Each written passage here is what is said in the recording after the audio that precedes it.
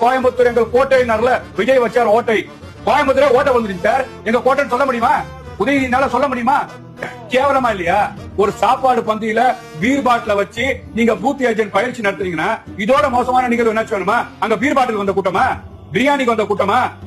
ஒரு கண்ட்ரோல் இல்லாத கிரௌட் மாதிரி இருக்கு. இதோட தாண்டி அறிவிக்க மரத்துல இருந்து ஒருத்தர் குதிக்கிறாரு. அதான் சொல்றேன், அவர் விஜய் வந்து இது பண்றாரு, என்கரேஜ் பண்றாரு. அதை எப்படி நம்ம என்கரேஜ் பண்ணணும்? அதை நம்ம தவிர்க்கணும். கீழே தள்ளி விட சொல்றீங்களா? அதை சொல்ல அப்புறம் கண்டக்டர் அடிச்சார ட்ரெயின்ல ஓடும் போது முதலமைச்சர் அந்த மாதிரி அடிக்க சொல்றீங்களா? அந்த மாதிரி ஆக சார் விஜய் அவர்கள். நான் கேக்குறேன், நீங்க சொல்றீங்க ரசிகர் கூட்டம். உதயநிதி என்ன பாத்தீங்கன்னா சினிமா நடிகராச்சு, பல படத்துல கதாநாயகனா நடிச்சிருக்கிறாரு. அப்ப துணை முதலமைச்சர் ஆச்சு, நாட்டுக்கு முதலமைச்சரோட பையனாச்சு, 5 வாட்டி முதலமைச்சர் வந்தவரோட பேரனாச்சு. என்ன கூட்டம் வந்துச்சு? கூட்டப்பட்ட கூட்டமே, செயற்கையான கூட்டப்பட்ட கூட்டமே வந்து பாத்தீங்கன்னா பிசுபத்து போச்சு, கூட்டமே இல்ல. அப்ப வந்து பாத்தீங்கன்னா தமிழக அரசியல் களத்துல இன்னைக்கு தமிழக வெற்றி கழகத்துல விஜய் அவர்கள் வந்து மக்கள் வந்து வரவேற்றாங்க சார்.